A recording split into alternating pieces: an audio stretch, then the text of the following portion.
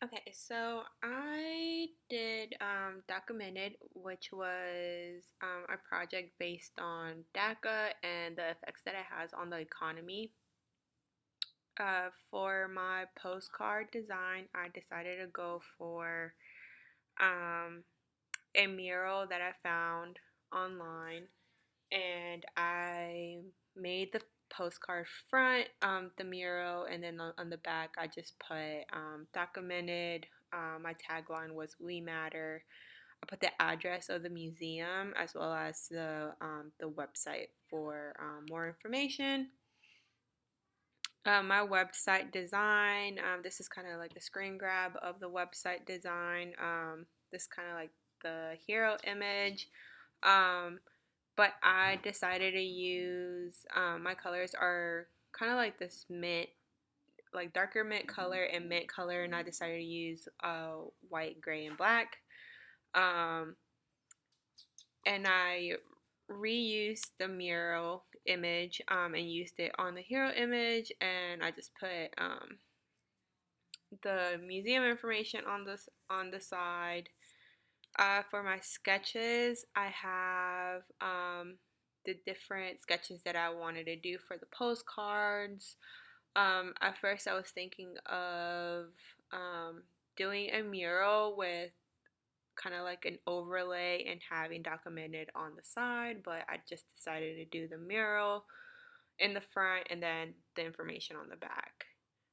Um, for my overview for the process, I knew that I wanted to speak on immigration, but I did not want to speak about the same things regarding immigration that I see everywhere, um, such as like how many immigrants there are in this country, how many are moving into the United States, how many are undocumented. I wanted it to be more. Um, I wanted it to be more concentrated and also speak positively on immigration. So I listed out bullet points as to what was important about immigration. I never really spoken about DACA, and I have a few family members that are a part of DACA, but I wasn't so informed about it. So I figured others weren't as informed either and decided to go with DACA. However, I still wanted to make the issue relevant for people who maybe didn't necessarily care for social issues and maybe just cared about like the money and economy, um, which I hear often. A lot of people don't necessarily care about it. Well, they do care about immigration. They think it's just bad. Um, and that's just kind of their opinion. Um, they kind of just don't care about it in a sense where they want to know more about it or just see like what's going on in that. And I noticed that a lot of people worry more about the economy than anything else. So I wanted to tie those two together to kind of be more relevant for those people that just don't care about it's like social issues or social injustices. And part of the challenge that I faced was as I was starting to do research, I noticed that a lot of the articles highlighted the effects that um, DACA has on the recipients and how it would impact the economy if it was removed. The articles didn't provide much information on how the program has impacted the economy since it was first brought into well, since it first became a program for us. So there were some gaps that I there were some gaps that I was trying to fill, that it was just kind of difficult to kind of relate DACA with the economy. So that was kind of the challenge that I had. My inspiration that I got from like the postcards and website. and well, really my overall exhibit. I drew inspiration from personal experience of going to exhibits as well as the High Museum.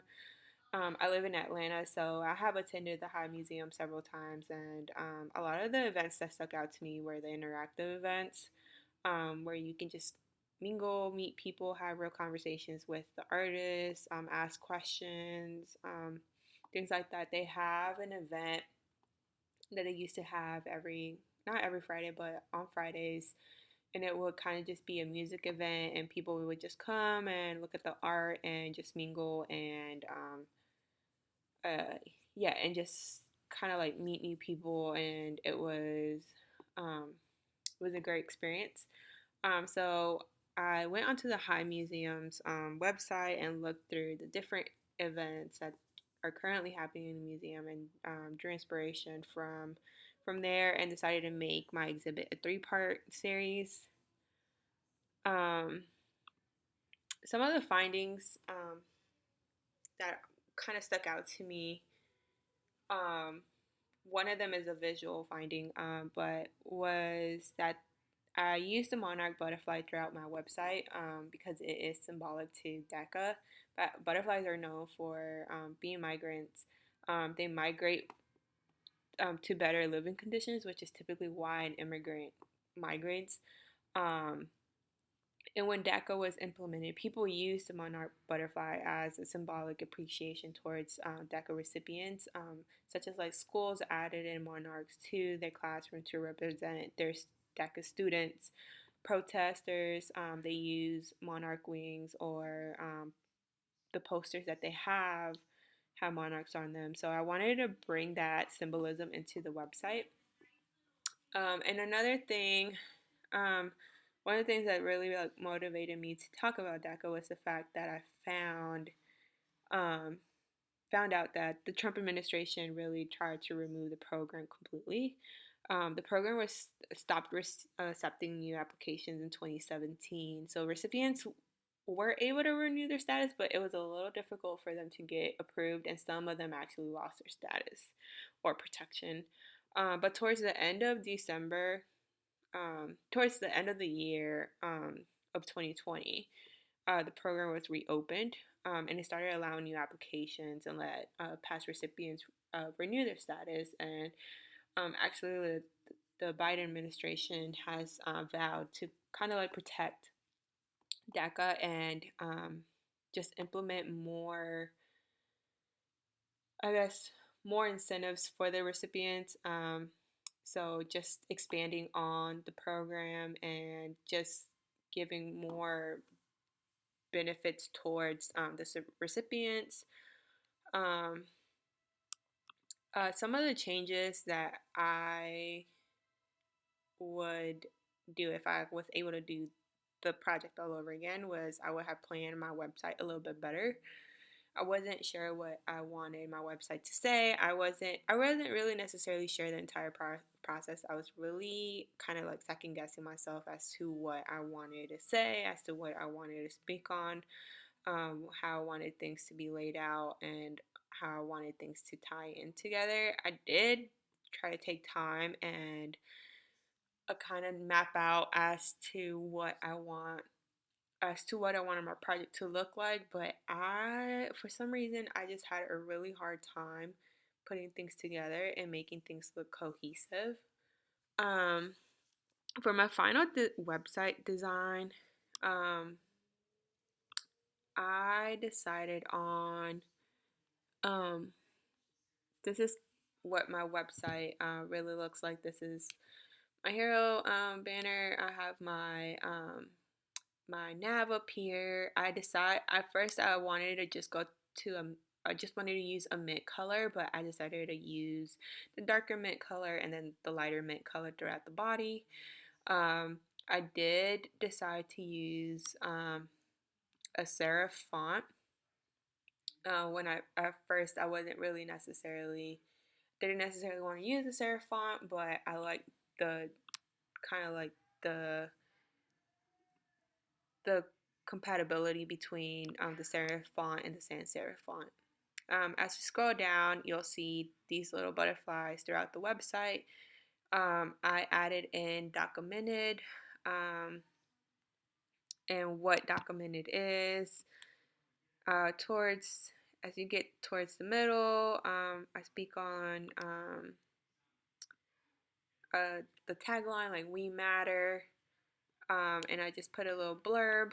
And towards the very bottom, that's where the exhibit experience comes into play. The first room is sort of like a photo gallery of immigrants and their stories, the economy before DACA, and the impact DACA had once it was established. So I found this picture and it was a pure representation of what I would want my photo gallery to look like. Um, and then if you scroll down, you'll see room two, which is Meet DACA recipients, paving a better way for tomorrow. So room two would be where you meet DACA recipients and kind of hear their stories, who they are, how DACA has impacted their life, and how it will continue to impact the lives of others. Room three is more so like um, a mingle and um, a mingle and chat room. This is where visitors will sit down with the DACA recipients as well as additional DACA recipients, and they'll just be able to sit in the same place and kind of ask questions, just get to know each other. And I thought that was a great interactive experience, just getting to know each other, allowing visitors to ask questions that they want to ask, and learn more about DACA, about who the recipients are, how DACA impacts the lives of many immigrants, and the importance of it. And then towards the bottom, I just have a simple footer, and that's pretty much my design.